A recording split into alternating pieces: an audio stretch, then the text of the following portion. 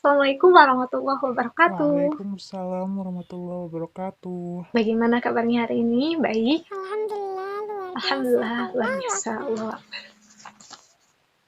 Alhamdulillah luar biasa sekali ya. Semangatnya hari ini dalam kita belajar dalam daring, tidak apa-apa. Semoga kita dapat berkumpul kembali ya di satu ruangan yang sama. Oke, sebelum mulai pembelajaran, alangkah baiknya kita untuk berdoa terlebih dahulu. Berdoa dalam hati masing-masing dimulai.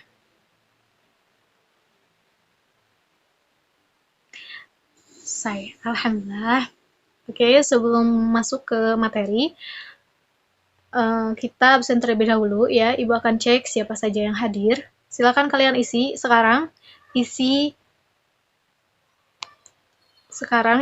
ininya ya, isi absensi yang sudah Ibu kirimkan linknya di WhatsApp group.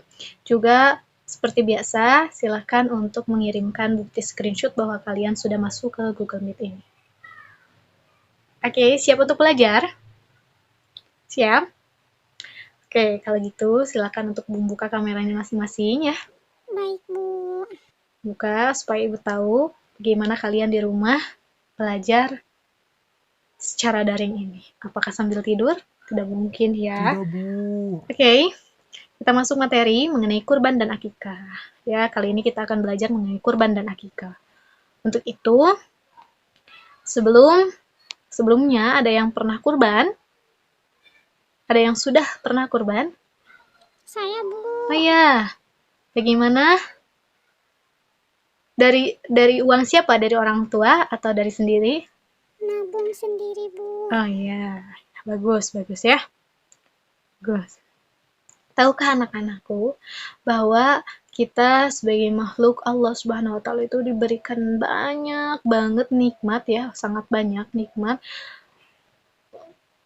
dari Allah ini sehingga kita tidak bisa untuk mengukurnya, tidak bisa untuk menilainya gitu ya.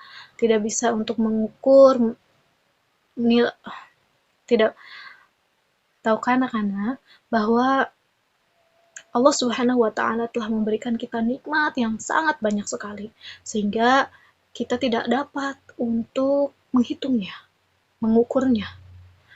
Untuk itu kita harus mensyukuri nikmat Allah Subhanahu wa taala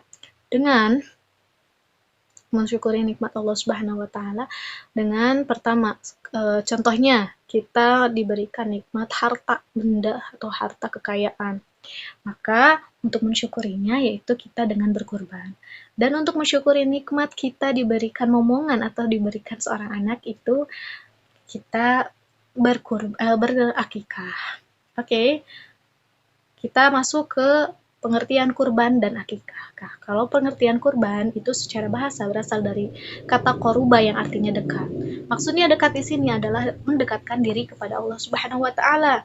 Kalau secara istilah kurban itu adalah menyembelih hewan untuk karena niat beribadah untuk mendekatkan diri kepada Allah Subhanahu wa taala. Sedangkan akikah itu secara bahasa artinya rambut yang tumbuh di kepala bayi. Kalau secara istilah, akikah ini adalah menyembelih hewan pada hari ke-7 setelah kelahiran bayi atau kelipatan ke-7. Dan disertai dengan mencukur rambut dan memberi nama bayi tersebut.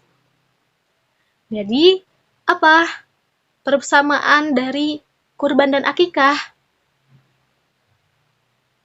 Nyimas? Sama-sama menyembelih hewan, Bu.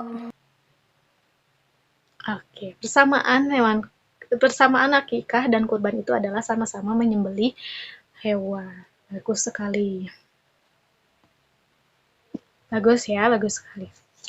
Oke, sekarang masuk ke hukum kurban. Hukum kurban itu terdapat dalam Quran surat Al-Kautsar ayat 1-2 yang artinya sesungguhnya kami telah memberikan kepadamu nikmat yang banyak, maka dirikanlah sholat karena Tuhanmu dan berkurbanlah. Nah, sebagian ulama ini berpendapat bahwa kurban itu wajib. Namun sebagian jumhur ulama berpendapat bahwa kurban itu adalah sunnah dengan berdasarkan pada sabda Rasulullah, umirtu bin nahri wa sunnatul lakum.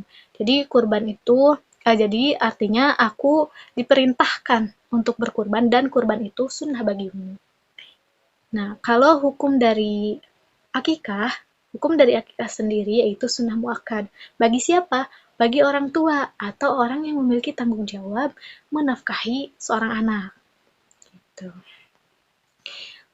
Itu ya, sama-sama sunnah ya. Ada yang kalau kurban ada yang menyebutkan bahwa hukumnya itu sunnah, ada juga yang menyebutkan hukumnya itu wajib.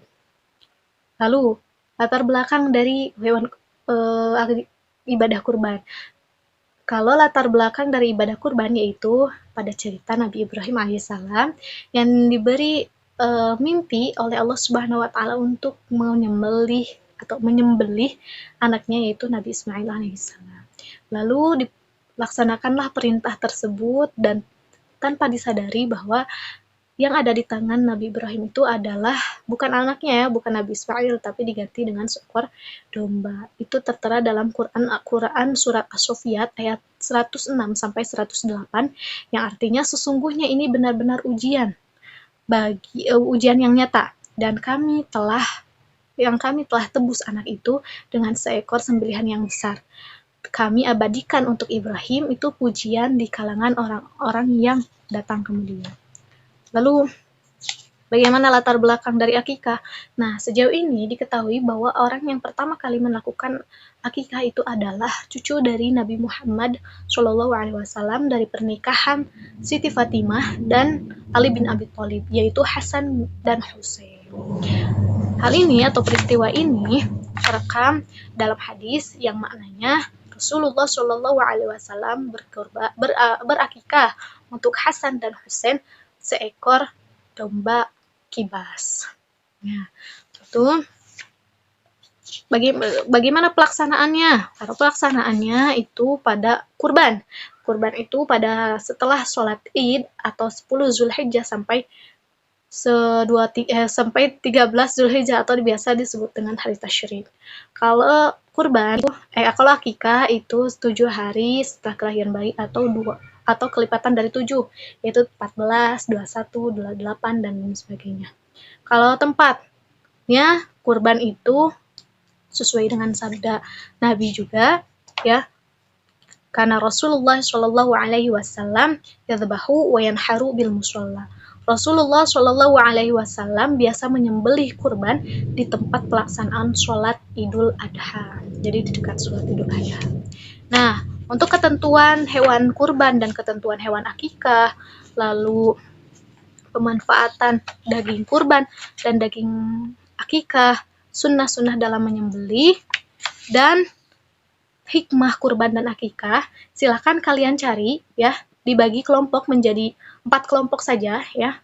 4 kelompok saja. Kelompok pertama, kalian cari mengenai ketentuan hewan kurban dan akikah. Kelompok 2, kalian cari pemanfaatan daging kurban dan daging akikah. Kelompok 4, kalian cari sunnah-sunnah dalam menyembelih. Dan kelompok 5, kalian cari mengenai hikmah berkurban dan hikmah untuk berakikah. Nah, silakan untuk dikumpulkan tugasnya di catatannya ya, catatan bukunya atau catatan digitalnya, silakan kalian kumpulkan ke WhatsApp group saja atau WhatsApp group ya. Setelah itu silakan untuk presentasikan.